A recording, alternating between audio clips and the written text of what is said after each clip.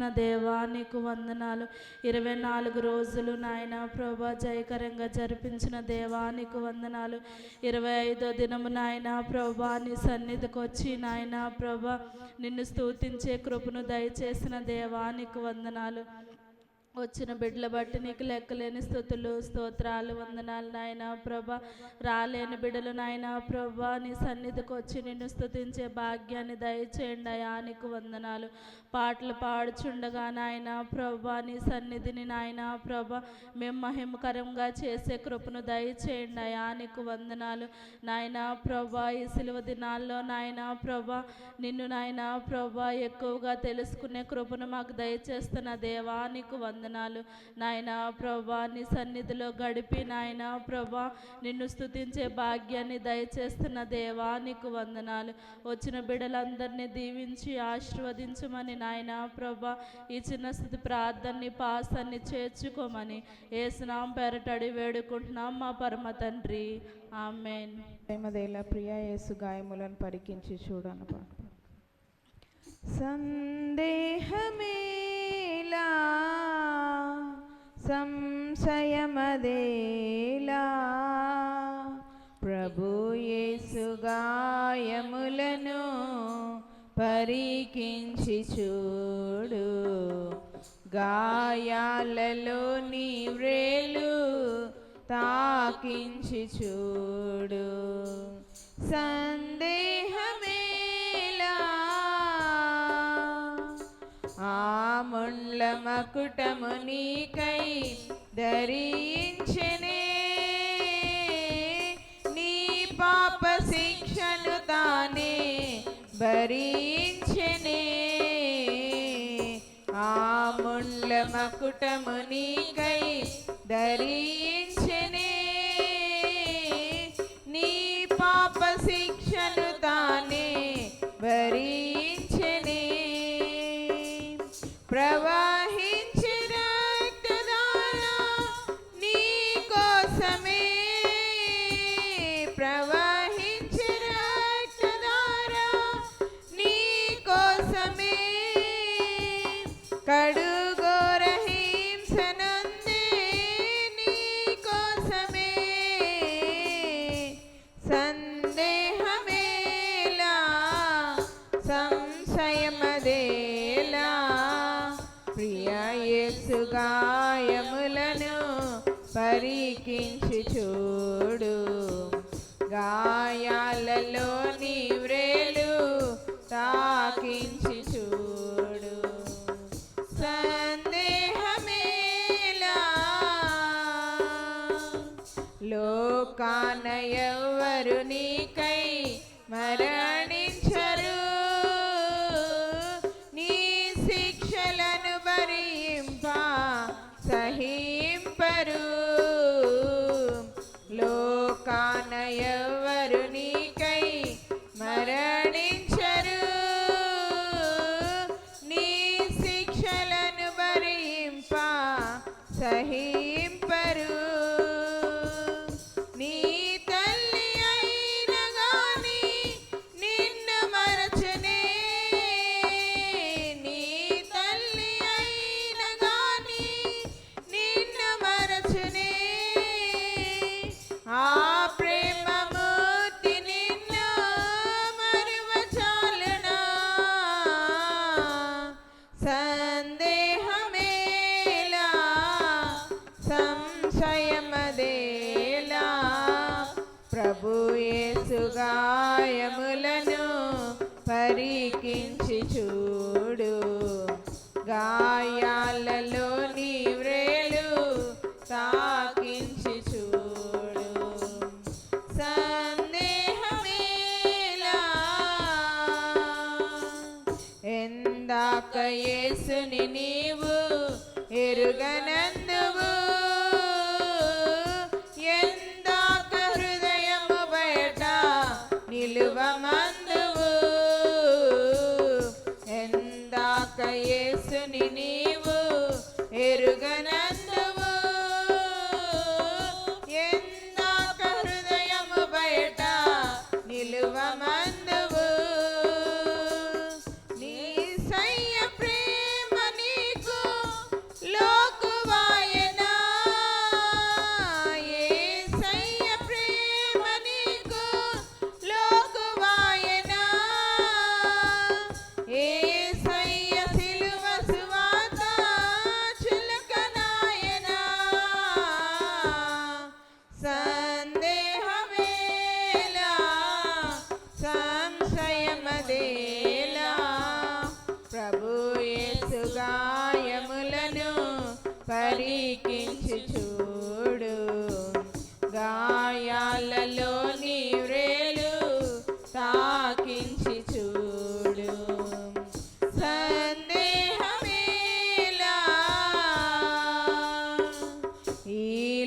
లోక భోగములను వీడచాలవా సాతాను బంధకునందు సంతసింతువా ఈ లోక భోగములను వీడచాలవా సాతాను బంధమునందు సంతసింతువా యేసయ్య సహనము తోడా చెలగాటమా యేసయ్య సహనము తోడా చెలగాటమా ఈనాడు రక్షణ దినమా గ్రహించుమా సందేహమేలా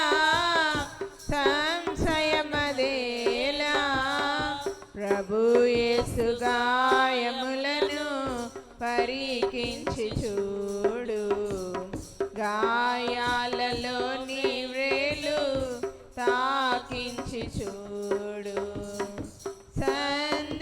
సందేహమేలా ప్రియ యేసు నిర్మించితివి ప్రియమార నా హృదయం అన్న పాట పాడుతున్నాను. ప్రియ యేసు నిర్మించితివి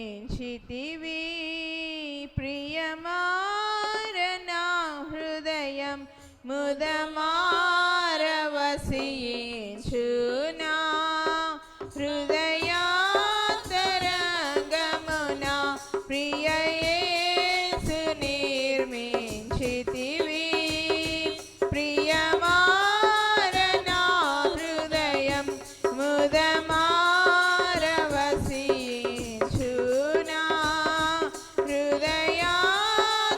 హృదయాంతరంగమున నీ రక్త ప్రభావమున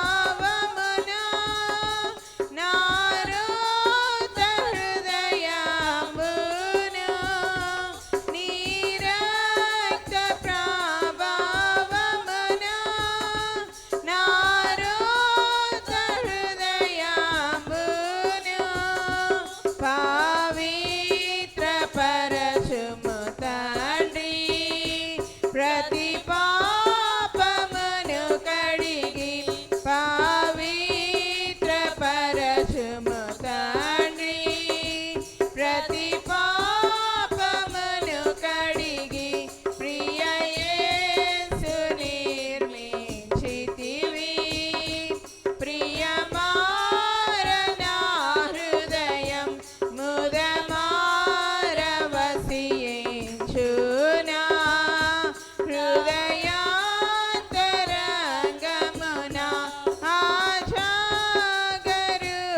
ఆజాగరూకుడనైతి నీజాశ్రయమును విడచి ఆజాగరూకుడనైతి నీజాశ్రయమును విడచి కరుణారసముతో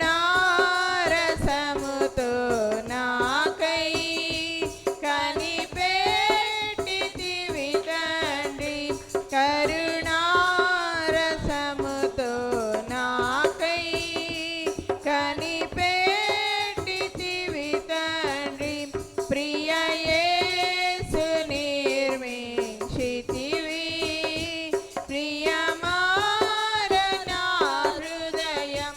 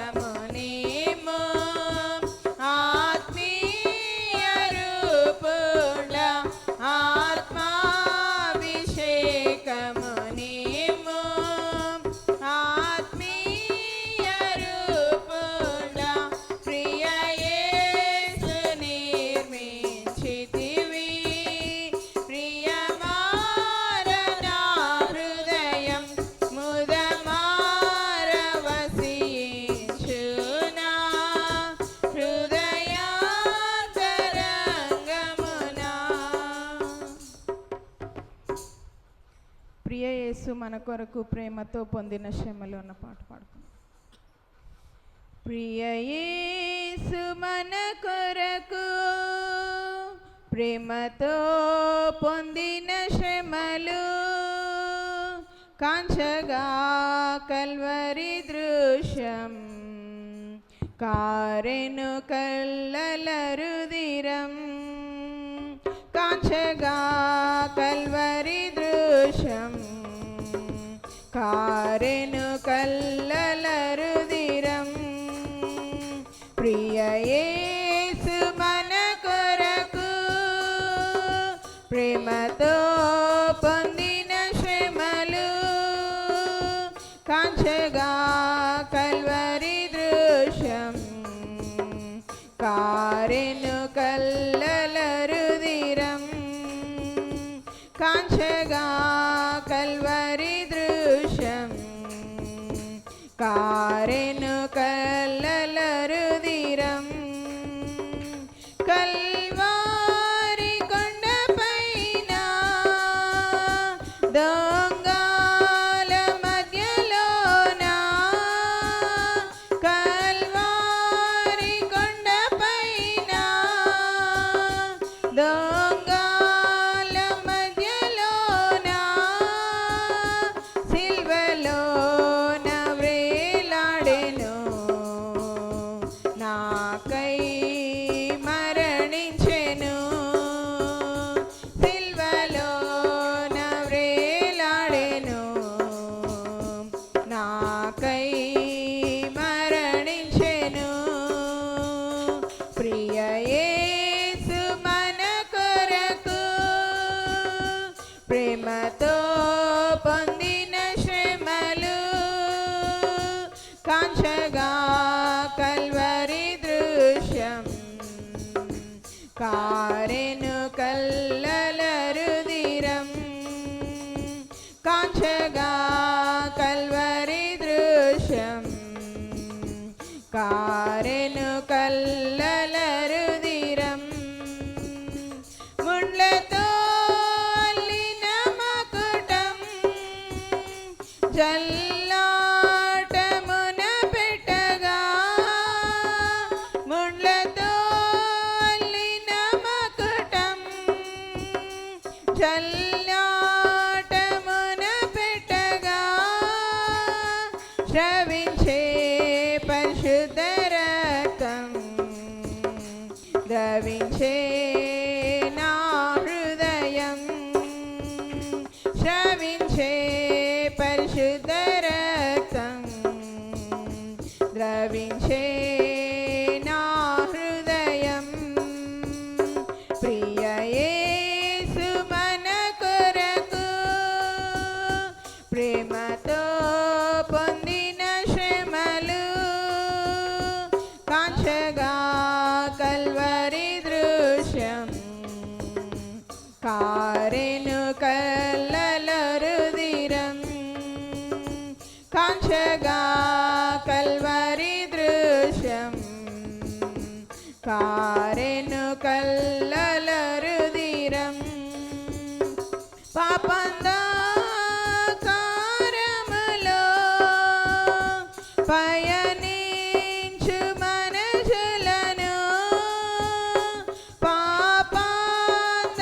పాపంధకారములో పయనించు మనుషులను పావనులుగా చేయుటకు పావనేసు మరణించెను పావనులుగా చేయుటకు పావనుడేసు మరణించెను ప్రియ యేసు మన కొరకు ప్రేమతో పొందిన శ్రమలు కాంచగా కల్వరి దృశ్యం కారెను కల్లల రుదిరం కాంచగా కల్వరి దృశ్యం కారెను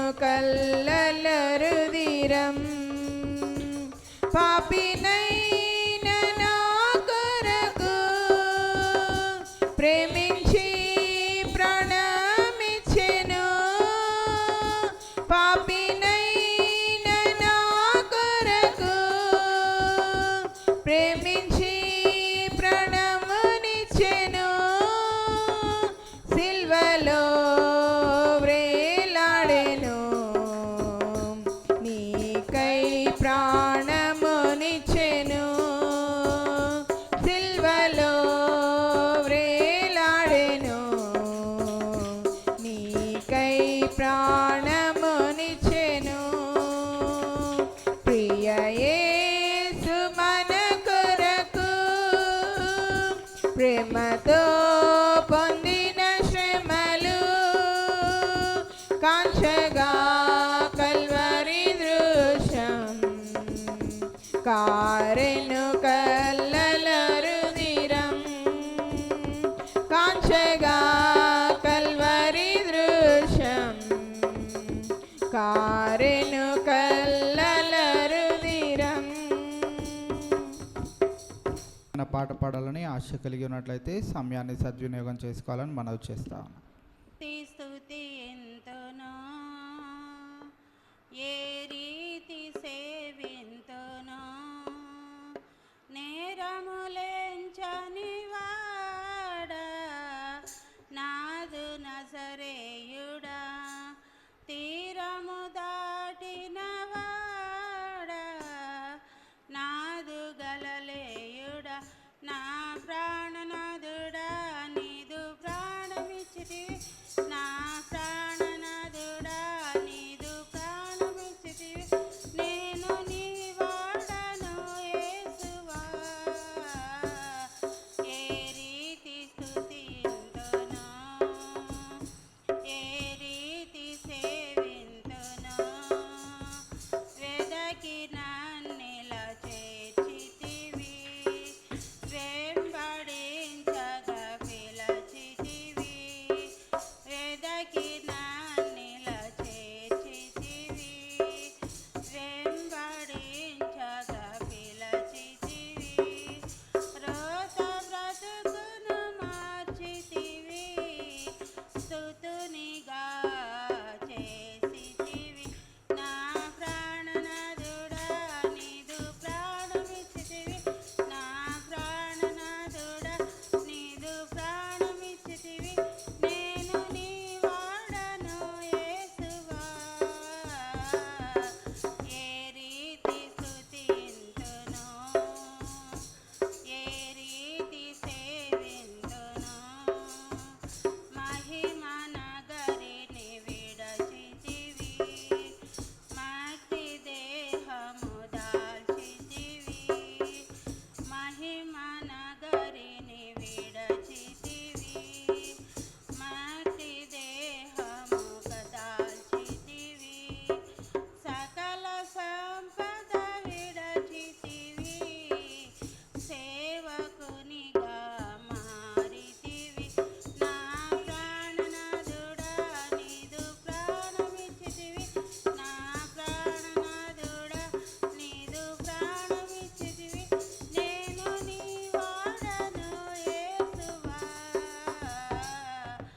ఏ రీతి స్తుతింతునో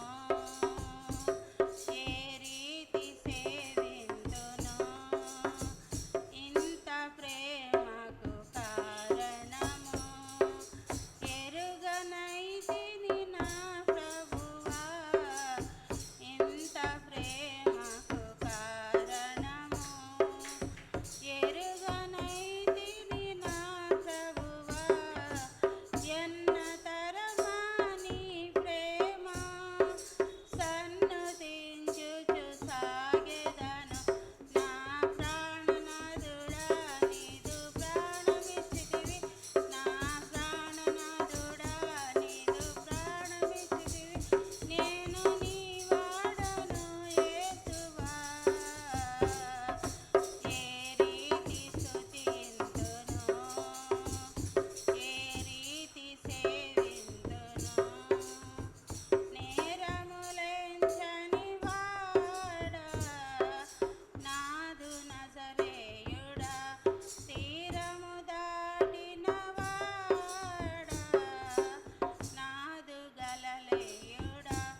వందనాలండి.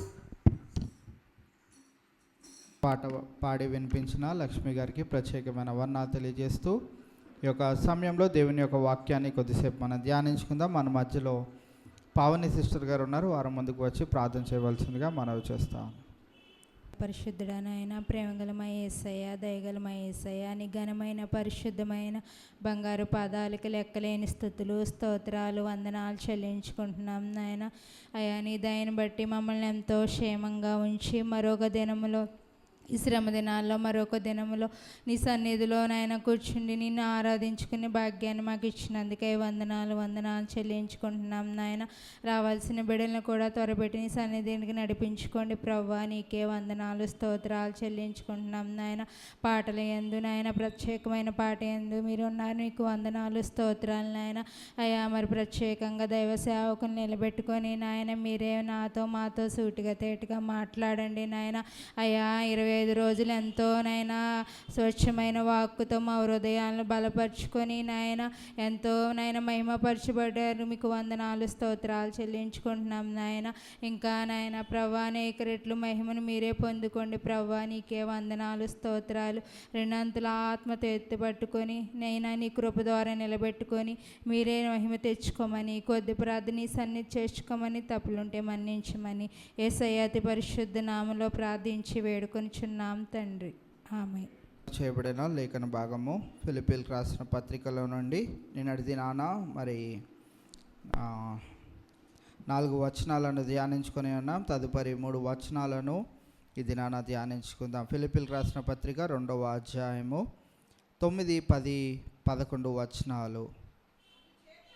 అందుచేతను పరలోకమందున్న వారిలో కానీ భూమి మీద ఉన్న వారిలో కానీ భూమి క్రింద ఉన్న వారిలో కానీ ప్రతి వాని మోకాలును యేసు నామమున వంగునట్లును ప్రతి వాని నాలుకయు తండ్రి అయిన దేవుని మహిమార్థమై యేసుక్రీస్తు ప్రభు అని ఒప్పుకొనున్నట్లును దేవుడు ఆయనను అధికముగా హెచ్చించి ప్రతి నామమునకు పైనామమును ఆయనకు అనుగ్రహించెను. ఈవేళ ఈ 2 భాగాలలో మనం గమనించినట్లయితే నిన్నటి దినాన ఆయన ఈ లోకంలోనికి వచ్చి తనను తాను ఏ రీతిగా అర్పించుకున్నాడో, తనను తాను ఏ రీతిగా తగ్గించుకొని ఉన్నాడో,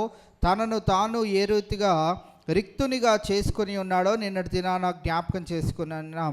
ఈ దినాన మనం గమనించినట్లయితే ఆయన దైవ రూపము గురించి మనం ఇక్కడ చూస్తూ ఉన్నాం. ఆయన దైవ రూపము ఏమనగా ఇక్కడ 9, 10 వచనాలు మనం చూసినట్లయితే ఆయనకి ఇవ్వబడిన శక్తి, ఆయనకి ఇవ్వబడిన ప్రభావమును గురించి మనం ఇక్కడ చూస్తూ ఉన్నాం. అందుచేతను పరలోకమందున్న వారిలో కానీ భూమి మీద ఉన్న వారిలో కానీ భూమి క్రింద ఉన్న వారిలో కానీ ప్రతి వాని మోకాలు యేసు నామమున వంగాలి. కావున ఈవేళ మనం గమనించినట్లయితే ఆయన మన కొరకు మరణించడమే కాదు, ఆయన మనకు రారాజుగా ఏలనై ఉన్న అధిపతిగా మనం ఈ యొక్క వచనాల్లో మనం గమనిస్తూ ఉన్నాం. నీవు నేనే కాదు, ఈ లోక మానవాళి అంతా ఎక్కడ ఉండాలంట, ఏం చేయాలంట, యేసు నామమున మోకాలుని వంగి ఆయనను ఆరాధించవలసిన వారమై ఉంటా ఉన్నాం. కావున ఈవేళ మనం చూసినట్లయితే అపోస్తుల కార్యం 2వ అధ్యాయము 33వ వచనాన్ని మనం ఒకసారి చదివితే, అపోస్తుల కార్యం 2వ అధ్యాయం 33వ వచనం. కాగా ఆయన దేవుడి కుడిపార్శ్వమునకు హెచ్చింపబడి పరిశుద్ధాత్మను గూర్చిన వాగ్దానమును తండ్రి వలన పొంది మీరు చూచుచు వినుచున్న దీనిని కుమ్మరించి ఉన్నాడు. ఇక్కడ మనం గమనించినట్లయితే ఆయన దేవుని కుడిపార్శ్వమునకు హెచ్చింపబడి ఉన్నాడు. పైన ఆయన మానవ రూపంలో రావడం, ఆయన రిక్తునిగా చేసుకోవడం, ప్రతి మానవాళి పాపము నిమిత్తమై ఆయన తన ప్రాణాన్ని పరిహార్థమై పెట్టడం, వీటన్నిటిని బట్టి దేవుడు తాను ఏదైతే మరి కోరి ఉన్నాడో, తన చిత్తాన్ని ఏ రీతిగా అయితే యేసుక్రీస్తు ప్రభువారు నెరవేర్చి ఉన్నాడో, దానిని బట్టి యేసుక్రీస్తు ప్రభువారి యొక్క స్థానము ఎక్కడికి చేరుకొని ఉన్నది? ఆయన దేవుని కుడిపార్శ్వమునకు హెచ్చింపబడి ఉన్నాడు. ఆయన ఈ లోకంలోనికి రావడం వలననే అక్కడ కుడిపార్శ్వన లేడు. ఆయన కుడిపార్శ్వన ఉండి ఆయన తండ్రి చిత్తాన్ని నెరవేర్చడానికి ఆయన దైవ రూపం అంతటిని విడిచిపెట్టి మానవ రూపమును ధరించుకొని మానవాళు పొందుకొనవలసిన మరి ఆ యొక్క పాప విముక్తి కొరకై పొందవలసిన ప్రతి ఒక్క శిక్ష ఆయన మీద మోపుకొని ఆయన తండ్రి చిత్తాన్ని నెరవేర్చారు గనుక తిరిగి ఎక్కడికి వెళ్ళి ఉన్నారు? తండ్రి కుడిపార్శ్వన హెచ్చింపబడి ఉన్నారు. కావున ఈవేళ మనం గమనించినట్లయితే ఆయన చేసిన కార్యమును బట్టి దేవుడు తిరిగి ఆయనను మరి ఆయన కుడిపార్శ్వన చేర్చుకున్నట్లు మనము చూస్తూ ఉన్నాం. ఫిలిప్పీలకు రాసిన పత్రిక మన పాఠ్యాంశంలోనికి వెళ్ళినట్లయితే అక్కడ మనం ఏం చూస్తూ ఉన్నామంటే ప్రతి వాని మోకాలును యేసు నామములో వంగునట్లు ప్రతి ఒక్కరూ ఈ పనిని చేయవలసిన అవసరత ఉన్నది. అందుకే మనం లోకంలోనికి వెళ్ళి ఈ యొక్క సువార్తను ఎందుకు ప్రకటన చేయాలి అని అంటే, ఒకానొక దినాన యేసుక్రీస్తు ప్రభువారు వచ్చేసినప్పుడు కొందరు ఇలాగ అంటారంట, అయ్యా మాకు మీ గురించి ఎప్పుడు కూడా వినలేదు, మీ గురించి మాకు తెలియదు, మీరు ఇంత ప్రభావవంతులని మాకు ముందుగానే తెలుసుంటే, మీరు అగ్నిజ్వాలలతో మీరు రానై ఉన్నారు అని మాకు ముందుగానే తెలుసుంటే, మీలో ఇంత శక్తి ఉన్నదని మాకు ముందుగానే తెలుసుంటే, మీరు ఇన్ని వేల సంఖ్యల మీ సమూహంతో వస్తారని మాకు ముందుగానే తెలిసి ఉంటే మేము జాగ్రత్త పడేవారం, మాకు ముందుగా తెలియదయ్యా అని అన్నప్పుడు వారిని విడిచిపెట్టి మన దగ్గరకు వస్తాడంటే యేసయ్య. అరే బాగానే కూర్చున్నారా, రెస్టారెంట్లో కూర్చున్నట్టు భోజనానికి హ్యాపీగా పరలోక రాజ్యానికి వచ్చి కూర్చున్నారు, అసలు మీరందరూ చేయమన్న పని చేశారా అని అడిగినప్పుడు చేయలేదా అయ్యగారు అని అన్నామంటే మళ్ళీ వాళ్ళ దాంట్లోకి వెళ్ళిపోతాం. మేము ఎప్పుడు ఎవ్వరికి సువార్త చెప్పలేదని మాది మేము దాచిపెట్టుకొని జాగ్రత్తగా భద్రపరుచుకున్నామండి. అందుకే ఈరోజు పరలోక రాజ్యం అనే ఈ రెస్టారెంట్కి వచ్చి మేము హ్యాపీగా మా టేబుల్ రిజర్వ్ చేయబడిన టేబుల్లో మేము కూర్చున్నామండి. ఇంకా భోజనం ఎందుకు రావట్లేదని చూస్తూ ఉన్నాం, ఆ మన్నా ఏంటిదో రుచి చూద్దామని ఎదురు చూస్తూ ఉన్నాం.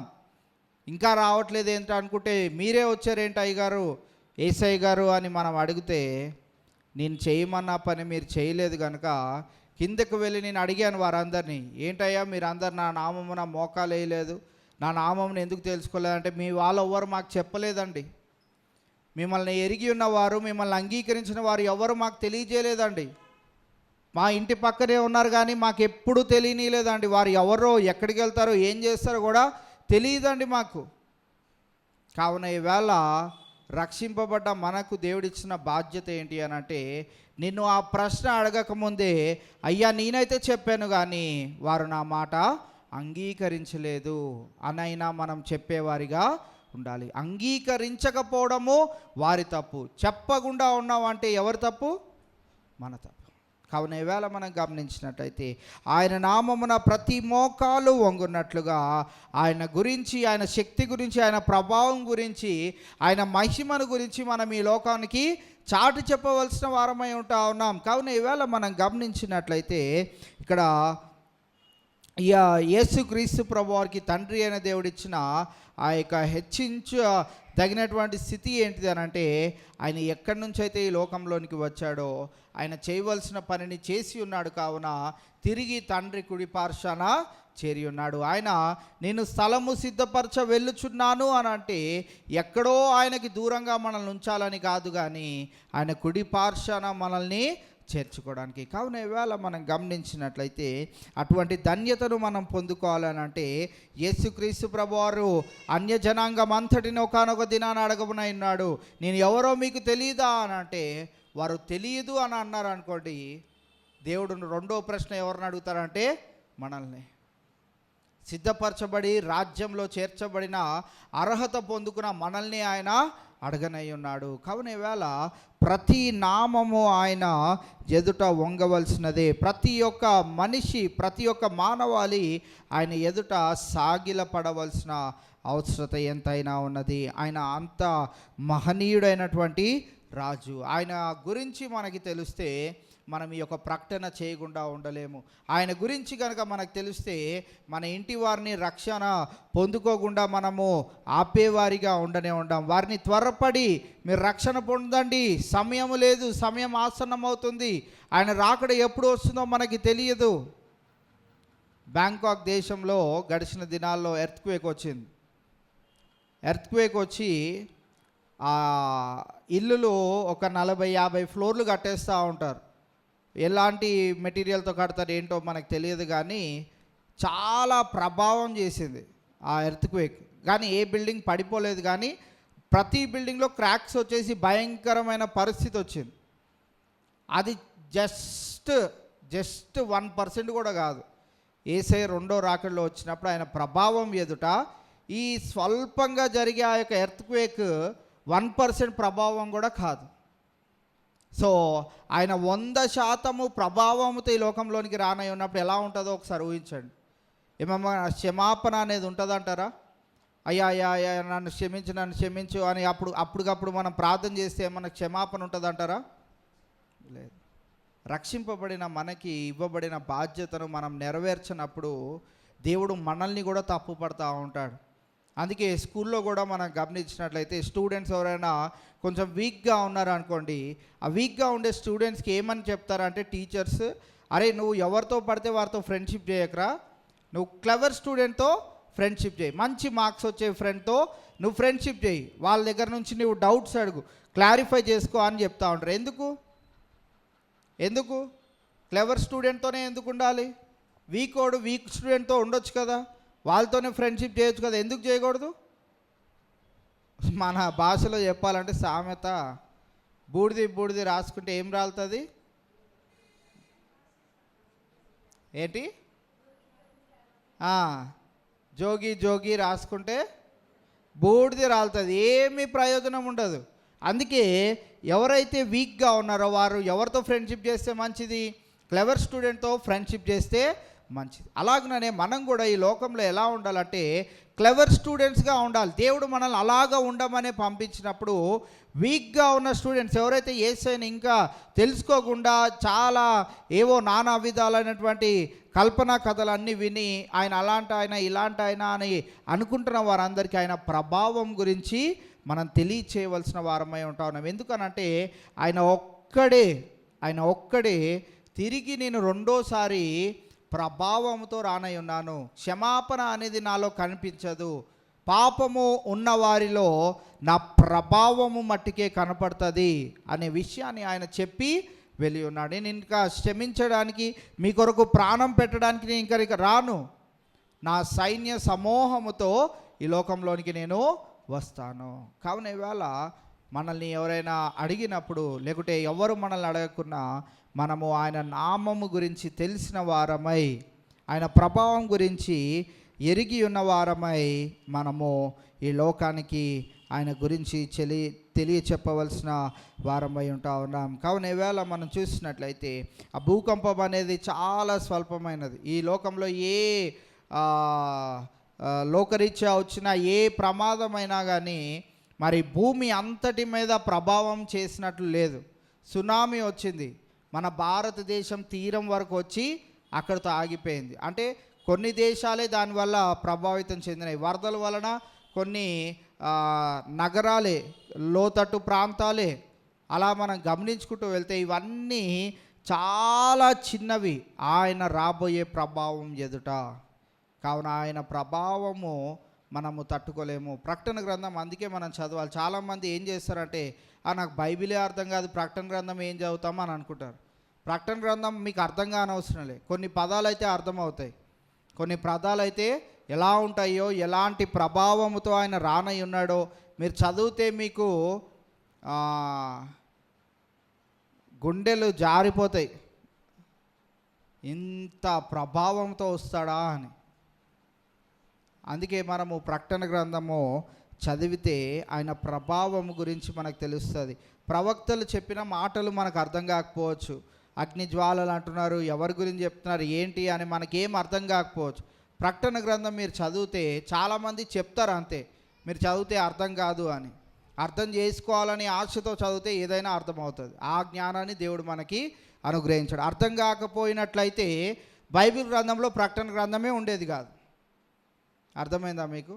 ప్రకటన గ్రంథం పెట్టాడు అని అంటే అది కూడా అర్థం అవ్వాలనే పెట్టాడు. కావున ఈవేళ మనం గమనించినట్లయితే ఆయన ప్రభావం గురించి, ఆయన రెండవ రాకడలో రానై ఉన్నప్పుడు ప్రతి వాని మోకాలు యేసు నామమున వంగునట్లుగా మనము అనేకులకు ఈ యొక్క సువార్తమానమును తెలియజేయవలసిన వారమై ఉంటాం. హెబ్రీయులకు రాసిన పత్రిక 2వ అధ్యాయము 9వ వచనాన్ని మనం ఒకసారి చదివినట్లయితే,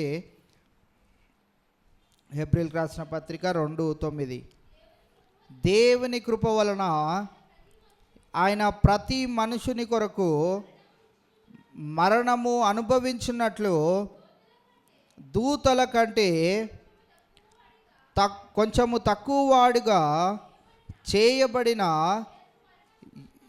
యేసు మరణం పొందినందున మహిమ ప్రభావములతో కిరీటము ధరించిన వానిగా ఆయనను చూచుచున్నాము. మనము గమనించినట్లయితే ఆయన మనుషుల కొరకు మరణము అనుభవించినట్లుగా ఆయన ఏం చేయబడ్డాడంట? దేవదూతల కంటే ఉన్నతమైన స్థితిలో ఉండవలసిన యేసుక్రీస్తు ప్రభువారు వారికంటే కొంచెం తక్కువ వానిగా చేయబడి, మరి ఆయన చేసిన కార్యమును బట్టి యేసు మరణము పొందినందున మహిమ ప్రభావములతో కిరీటము ధరించిన వానిగా ఆయనను చూచుచున్నాము. కావున ఈవేళ మనము గమనించినట్లయితే యేసుక్రీస్తు ప్రభువారి యొక్క ప్రభావము, ఆయన యొక్క మహిమ, ఆయన యొక్క ఉన్నతమైన స్థితిని మనము గమనించి, ఆయన తండ్రి కుడి పార్శ్వన ఉండవలసిన ఆయన నీ కొరకు నా కొరకు ఈ భూలోకంలోనికి వచ్చి ఉన్నాడు. కావున మనం ఈ లోకానికి ఆయన ప్రభావం గురించి చాటి చెప్పవలసిన వారమై ఉన్నాం. రోమిలకు రాసిన పత్రిక 14వ అధ్యాయం 11వ వచనాన్ని మనం చూస్తే,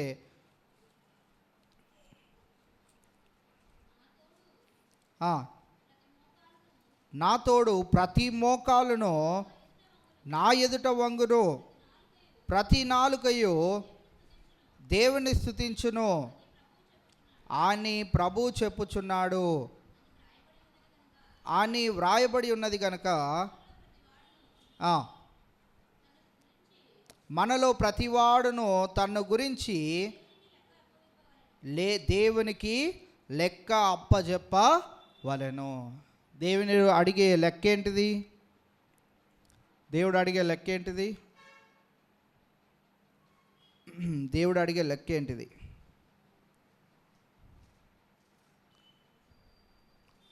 ప్రతి మోకాలును నా ఎదుట వంగును, ప్రతి నాలుకయు దేవుని స్తుతించునని ప్రభు చెప్పుచున్నాడు అని వ్రాయబడి ఉన్నది గనుక మనలో ప్రతివాడును తన్ను గురించి దేవునికి లెక్క అప్పగింపవలెను.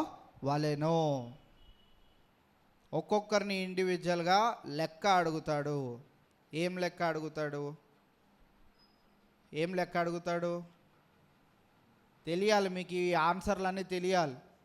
వచ్చి కూర్చొని క్లెవర్ స్టూడెంట్స్ అవ్వాలని దేవుడు మిమ్మల్ని కోరుకొని సమయాన్ని ఇస్తే మేము చదువుకోమండి, మేము నేర్చుకోమండి అని అంటే ఎలాగా? ఏం లెక్క అడుగుతాడు దేవుడు? ఆత్మల యొక్క సంపాదన యొక్క లెక్క. మీ కుటుంబంలో అందరినీ నీవు రక్షించావా లేదా అనే లెక్క దేవుడు నిన్ను అడుగుతాడు. ఖచ్చితంగా ఒకానొక దినాన ఈ ప్రశ్నను మనం ఎదుర్కోవలసిన వారమై ఉన్నాం. లేఖనాలను నీవు చదవకపోయినా వింటున్నావు గనుక నీవు లెక్క అప్పజెప్పవలసిన అవసరం ఉన్నది. ప్రతి వాని మోకాలు నా నామములో వంగునట్లుగా మరి ఈ లెక్కను నీవు చెప్తున్నావా లేదా? ముందుగా మనము మోకాలుని ప్రార్థన చేస్తే ఆ యొక్క అనుభవంలోనికి రాగలిగితే తర్వాత మనము దేవునికి లెక్క అప్పజెప్పగలుగుతాం. ముందుగా మోకాలుని మనము ఆ రీతి కార్యమును నెరవేర్చే వారిగా ఉండాలి. అందుకే మత్తయి సువార్త 28వ అధ్యాయము 17-18 వచనాలు మనం చూస్తే, మత్తయి సువార్త చివరి అధ్యాయము 17-18 వచనాలు. వారు ఆయనను చూచి ఆయనకు మ్రొక్కిరి గాని కొందరు సందేహించిరి. అయితే యేసు వారి యొద్దకు వచ్చి, పరలోకమందును భూమి మీదను నాకు సర్వాధికారము ఇవ్వబడి ఉన్నది. కొందరు ఏం చేశారు? కొందరు మ్రొక్కారు, కొందరు ఏం చేశారు? సందేహపడ్డారు. వారందరికీ యేసుక్రీస్తు ప్రభువారు చెప్తున్న మాట ఏంటిదనంటే, పరలోకమందును భూమి మీదను నాకు సర్వ అధికారము ఇవ్వబడి ఉన్నది. కావున ఇవాళ మనం గమనించినట్లయితే ఆయన అధికారము పొందదగిన దేవునిగా ఉంటా ఉన్నాడు.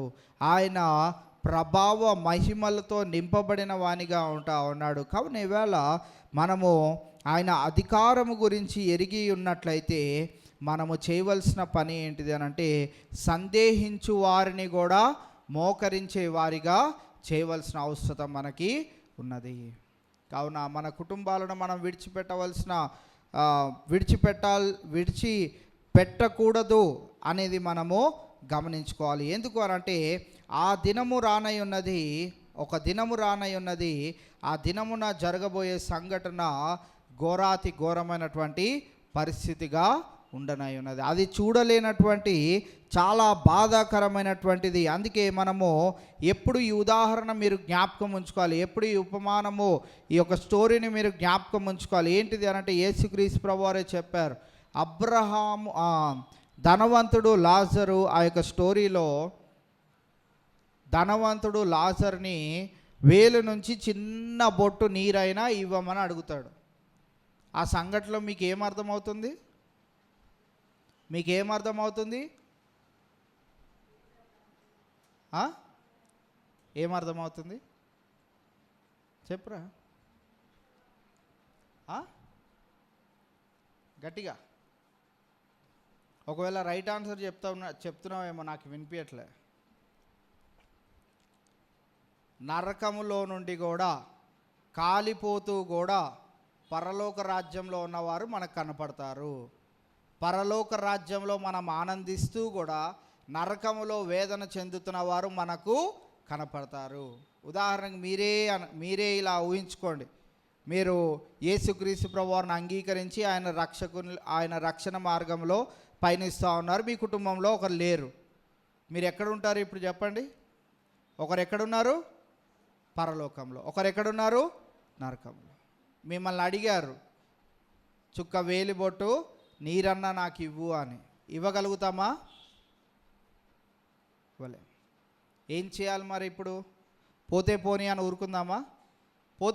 పోనీ అని ఊరుకుంటే మనకేం ప్రాబ్లం లేదు. మా ఆయనే వేస్ట్, ఎందుకు ఇక్కడ ఆయనే పైన ఆయనేనా, సోది ముఖం, చేసుకోవాల్సి వచ్చింది అనుకుంటే పర్వాలేదు. అమ్మా నా భర్త ఎందుకు నాతో పాటు అనుకున్నా, నా భార్య ఎందుకు నాతో పాటు అనుకున్నా పర్వాలేదు, మనము వదిలేయచ్చు. వారి గురించి మనకు అసలు ఇంకా గొడవే లేదు. ఇంకా వాళ్ళ నరకంలో వేదన చెందుతూ ఉంటారు, మనం హ్యాపీగా పరలోకంలో ఉండొచ్చు. కానీ నా భర్త నాతో పాటు ఉండాలి, నా కుటుంబము, నా బిడ్డలు నాతో పాటు ఉండాలి అని అనుకుంటే మట్టుకు ఖచ్చితముగా ఆయన ప్రభావము గురించి, ఆయన అధికారము గురించి మనము తెలియని వారికి చెప్పవలసిన అవసరత ఎంతైనా ఉన్నది. కావున ఈవేళ మనం గమనించినట్లయితే ఆయన నామమున ప్రతి మోకాలు వంగునట్లుగా, ఆయన ప్రభావము ఎదుట అందరూ ఆయనను స్తుతించున్నట్లుగా ఆయన గురించి మనం ఈ లోకానికి చాటి చెప్పవలసిన వారమై ఉంటా ఉన్నాం. చాలామంది మనల్ని వ్యతిరేకించే వారిగా ఉంటారు. క్రైస్తవ కుటుంబాలే కానీ నువ్వు వెళ్తే వెళ్ళు, నన్ను మాత్రం లాగకు అని అంటూ ఉంటారు. వారందరూ ఒకానొక దినాన ప్రమాదంలోనికి గురవనై ఉన్నారు. వారిని బట్టి మనము చాలా జాగ్రత్త పడుతూ వారిని కాపాడవలసిన వారమై ఉంటా ఉన్నాం. 11వ వచనాన్ని మనం చూసినట్లయితే, ప్రతివాని నాలుకయు తండ్రి అయిన దేవుని మహిమార్థమై యేసుక్రీస్తు ప్రభు అని ఒప్పుకొనున్నట్లును దేవుడు ఆయనను అధికముగా హెచ్చించి ప్రతి నామమునకు పైనామమును ఆయనకు అనుగ్రహించెను. ఆయన ఈ లోకంలోనికి మానవాళిగా వచ్చి మనందరి కొరకై మరణించడానికి వచ్చినప్పుడు దేవదూతల కంటే తక్కువ అనిగా ఆయన చేశాడు. అయితే ఆయన తిరిగి ఆయన తండ్రి కుడిపార్శ్వానికి వెళ్ళినప్పుడు ఆయన తిరిగి ఏ మహిమనైతే ఏ యొక్క నామం అయితే ఆయన పోగొట్టుకున్నాడో ఆ నామాన్ని తిరిగి దేవుడు ఆయనకు అనుగ్రహించాడు. అందుకే ప్రతి నామమునకు పైనామమును ఆయనకు అనుగ్రహించెను. కావున ఈవేళ మనం గమనించినట్లయితే ప్రతి నాలుకయు తండ్రి అయిన దేవుని మహిమార్థమై యేసుక్రీస్తు ప్రభు అని ఒప్పుకొనేటట్లుగా చేయవలసిన బాధ్యత మనది. మీరు రక్షణ పొందుకున్నప్పుడు మిమ్మల్ని దైవజనులు అడిగిన ప్రశ్నలో ఒక ప్రాముఖ్యమైన ప్రశ్న ఉంటుంది. ఏంటో చెప్పండి. చిలకరింపు అయితే మీకు ఉండదు, కానీ ఆ ప్రశ్న నీటి ద్వారా బాప్తిజం తీసుకున్నట్లయితే మీకు ఉంటుంది. ఏంటో చెప్పండి.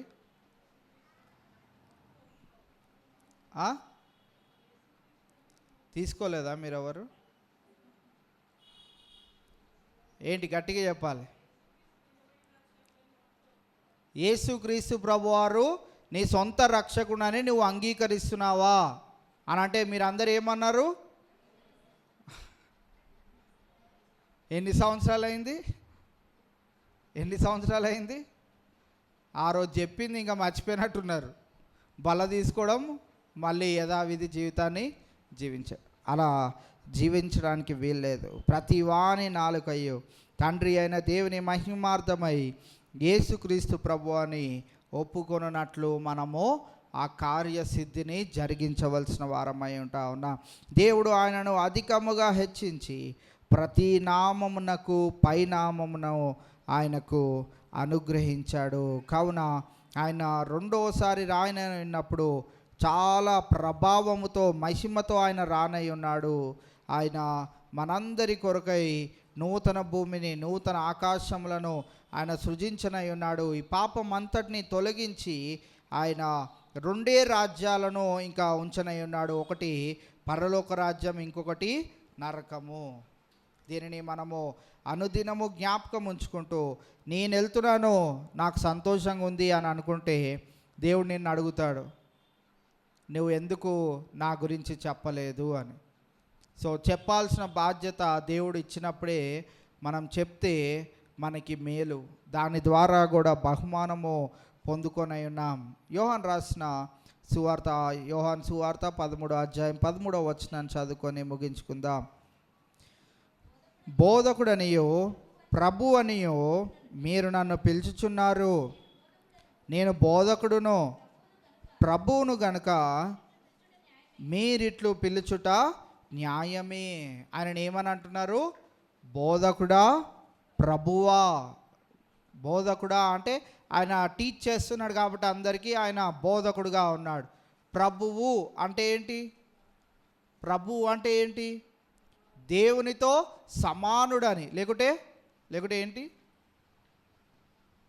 ప్రభువు అంటే దేవునితో సమానుడని. అలాంటి నామం ఎందుకు ఆయనకి ఇస్తున్నారు? ప్రభువు అని ఎందుకు సెలవిస్తూ ఉన్నారు?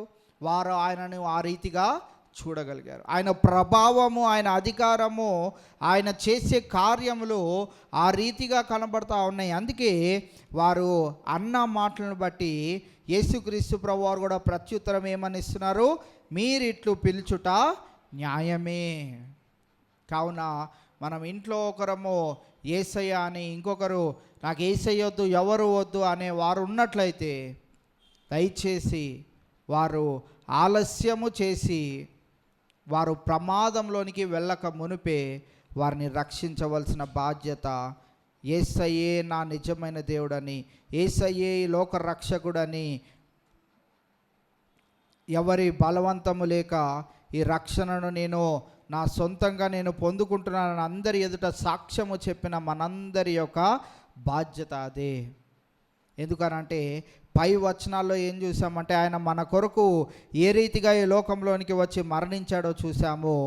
ఈ దినాన 9, 10, 11 వచనాల్లో ఆయన ప్రభావమును గురించి మనము నేర్చుకొని ఉన్నాం. ఆయన ప్రభావం ఇంత గొప్పదిగా ఉన్నప్పుడు ఆ ప్రభావం ఎరిగిన వారమై ఆయన గురించి మనం ఈ లోకానికి చెప్పవలసిన వారమై ఉంటా ఉన్నాం. ఆయన ప్రభు అని, ఆయన బోధకుడని, ఆయన మంచి కాపరి అని, ఆయన త్వరలో రానై ఉన్నాడని, ఆయన మేఘముల మీద వచ్చుచున్నప్పుడు ఆయన మహిమ ప్రభావములతో రానై ఉన్నాడని, ఆయన అగ్నితో రానై ఉన్నాడు అని, దానితో అనేకులను దహించనై ఉన్నాడు అని, వారిలో ఒకవేళ మనవారు ఉన్నారు అని, ఒకవేళ ఈ సాయంకాల వేళ మీరు ఎవరినైనా గమనిస్తున్నట్లయితే, ఎవరైనా మీకు గుర్తొస్తున్నట్లయితే వారి గురించి మౌనముగా ప్రార్థన చేస్తూ వారి రక్షణార్థమై కార్యసాధకము చేయవలసిన బాధ్యత మనకి ఎంతైనా ఉన్నది.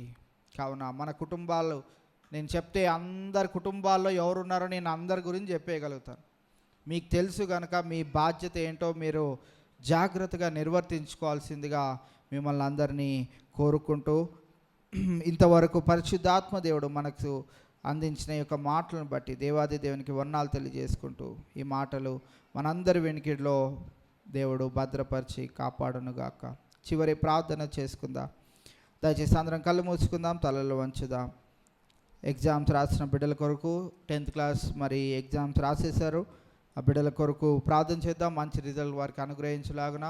అలాగే ఇంటర్మీడియట్ ఎగ్జామ్స్ రాసిన బిడ్డల కొరకు ప్రార్థన చేద్దాం. ఎంట్రన్స్ ఎగ్జామ్స్ కొరకు ప్రిపేర్ అవుతున్న బిడ్డల కొరకు ప్రార్థన చేద్దాం. అలాగే మే 1, 2, 3 తారీఖుల్లో జరగబోయే మీటింగ్స్ దేవుని మహిమార్థమే జరుగునట్లు, రక్షణ లేని వారికి రక్షణ అనుగ్రహించినట్లుగా, ఇది నాన్న విన్న వాక్యాన్ని బట్టి వారందరినీ మనం పురికొలిపి వారు కూడా నీటి ద్వారా బాప్తిజం పొందుకొని అందరి ఎదుట యేసే నిజమైన దేవుడని, యేసే నా రక్షకుడని అందరి ఎదుట సాక్షులుగా నిలబడినట్లుగా మనము ఎవరైతే ఇంకనూ అంగీకరించలేదో వారి కొరకు భారము కలిగి వారు ఒకనొక దినాన అగ్నిలో కాలనై ఉంటుండగా వారిని అక్కడ చూడకుండా ఉండాలి అని అంటే, ఇది నాన్న దేవుడిస్తున్న అవకాశాన్ని సద్వినియోగం చేసుకుంటూ వారి రక్షణార్థమై వారిని కాపాడిన వారిగా దేవుని ఎదుట మంచి పేరును ప్రఖ్యాతిని పొందుకొని కిరీటములు బహుమానములు పొందుకునే వారిగా ఉండాలి అని అంటే దేవుడు ఈ సమయాన్ని ఇస్తూ ఉండగా మనం వారి కొరకు మరి ప్రార్థన చేద్దాం. వారి కొరకు వారికి రక్షణ సువార్తను అందచేద్దాం. అలాగునని రాబోయే దైవజనులు రెవరెండ్ పసుల జయప్రకాష్ గారి గురించి ప్రార్థన చేద్దాం. అలాగే క్వైర్ ప్రాక్టీస్ గురించి, మ్యూజిక్ గురించి, కరెంట్ గురించి, 3 దినాలు భోజనాల గురించి, రాబోయే బిడ్డలందరి గురించి, మరి వాతావరణం గురించి, ఇలాంటి అంశాలన్నీ అనేకమైన ఉన్నాయి కనుక వీటన్నిటి గురించి మన మధ్యలో నా బ్రదర్ వినయ్ కుమార్ గారు వచ్చి చివరి ప్రార్థన చేసిన తర్వాత ఈ యొక్క కూడికను మనం ముగించుకుందాం.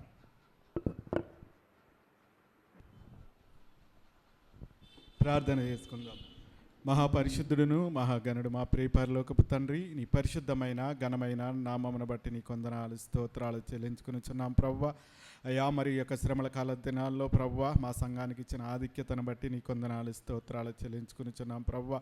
అయ్యా, మొట్టమొదటి దినం నుండి ప్రవ్వ 25వ దినం వరకు నాయన మమ్మల్ని, మా సంఘ బిడ్డలని, నాయన మరి నీ సేవకులను కూడా ప్రవ్వ జ్ఞాపకం చేసుకుని ప్రవ్వ మరి ఇటు రీతిగా ప్రవ్వ నీ సన్నిధిలో బలపడడానికి నువ్వు ఇచ్చిన మహాకృపను బట్టి నీ కొందనాలు స్తోత్రాలు చెల్లించుకునిచున్నాం.